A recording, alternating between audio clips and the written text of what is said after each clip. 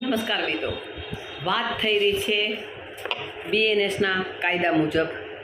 હાલમાં કાયદો બદલાણો છે તે મુજબ. તેમજ પહેલાંના ટાઈમમાં એવું હતું કે કોઈ કોઈની જમીન પચાવી લઈએ, કોઈ કોઈનું મકાન પચાવી લઈએ, કોઈ કોઈનું પ્રોપર્ટી પચાવી લઈએ, તો એમાં બહુ સિવિલ દાવામાં તમને ઘણી બધી વાર લાગતી હતી. પરંતુ હવે જ્યારે મોદી સાહેબ આવી ગયા છે ત્યારે કાયદામાં ઘણો ફેરફાર થયેલો છે અને કોઈ પણ જ્યારે પોતે કોઈની પ્રોપર્ટી પચાવી લઈએ, કોઈની મિલકત પચાવી લે, કે જે મિલકત એવી કે જે સ્થાવર, મકાન, જમીન, પ્લોટ, ખેતીની જમીન, પોતાની હવેલી, આ જે છે એ કોઈ પોતે ભાડું તો કે કોઈ પોતે એવી રીતે પચાવી લઈએ કે જાણે એ પોતાની માલિકીનું હોય, તો એને કાયદાની જોગવાઈ મુજબ લેન્ડ ગ્રેબિંગનો કેસ થાય છે. અને આ લેન્ડ ગ્રેબિંગનો કેસ છે તે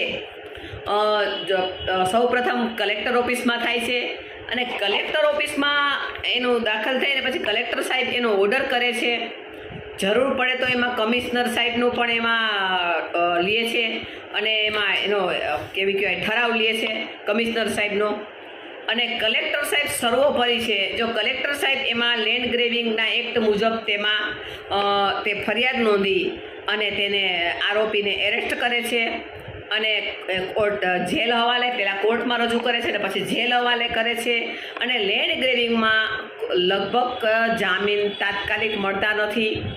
એટલે લેન્ડ ગ્રેબિંગનો કાયદો છે કોઈ પણ અરજદાર, કોઈ મોટી વૃદ્ધના, અત્યારે જોઈ છે વૃદ્ધો છે એ ઘણા બધા ડરતા હોય છે અને આવા બધા છે એનાથી સપડાતા હોય છે. ઘણીવાર ખેતીની જમીનો મોટી મોટી હોય છે, એ મોટા મોટા માથાઓ તમારી પાસેથી પડાવી લેતા હોય છે. તો તમારે મૂંઝાવાની જરૂર નથી. લેન્ડ ગ્રેબિંગનો કાયદો છે. તમે લેન્ડ ગ્રેબિંગ મુજબ તમે ત્યાં ફરિયાદ દાખલ કરી શકો છો અને તે ફરિયાદ મુજબ તેને એરેસ્ટ થાય છે. અને કોઈ તમને રંજાડ કરતું હોય આવી અને સીન સપાટા કરે, તમને માનસિક એરેસ્ટમેન્ટ કરે અને એમ કહે કે હું બધું જાણું છું ને મને બધા ઓળખે છે ને, તો પણ તમારે ડરવાની જરૂર નથી. અત્યારે કાયદો મહાન છે અને કાયદો છે, પોલીસ છે, તંત્ર છે, એટલે કોઈ પણ માણસે ડરવાની. બીજું, હાલમાં તમારે કોઈ પણ કોર્ટની જરૂર હોય તો કોર્ટમાં પણ તમને લીગલ સહાય મળે છે. તેમજ હું પણ તમને ફ્રી એડવાઇસ આપું છું.